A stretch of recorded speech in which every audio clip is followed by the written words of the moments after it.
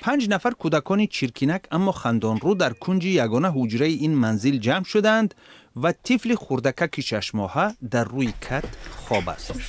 خانه آنها بیشتر به یک کلبه مانند.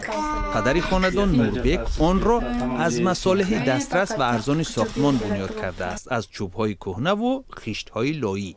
در کلبه همگی یک حجره زیست موجود است که برای این عائله 8 نفری هم خانه خواب، هم مهمانخانه و هم آشخانه می باشد. ما در اینجا 3 ماه باز زندگی داریم. پیش از این در شهر در خانه اجاره زندگی می کردیم. این زمین را ما قرض گرفته ایم. وقتی شوهرم کار یافته نتوانست، ما روزهای سختی داشتیم. عذاب کشیدیم.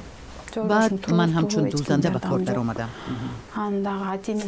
گلجان مادر خانواده میگوید فرزندانش را به یک سختی در مکتب جا کرد. تنها با مساعدت ناظر معارف این منطقه کودکان را به مکتب گرفتند.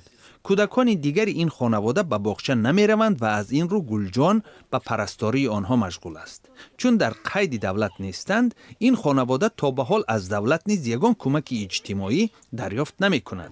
اما طور معلوم شد با این تشویش های خانواده به پایان نمی رسد.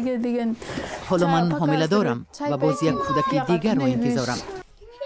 برای همین نوربک حالا آسیمه سر دهلیز را تعمیر می کند تا که این زمستان را در 2 حجره سپری کنند.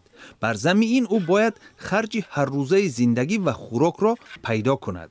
دسترسی به نیروی برق و آب نیز از مشکلات دیگری این خانواده است. آب را برای شستشو از ماشین آبکشان می‌خریم. آب نوشاکی را از خانه همسایه می‌آوریم.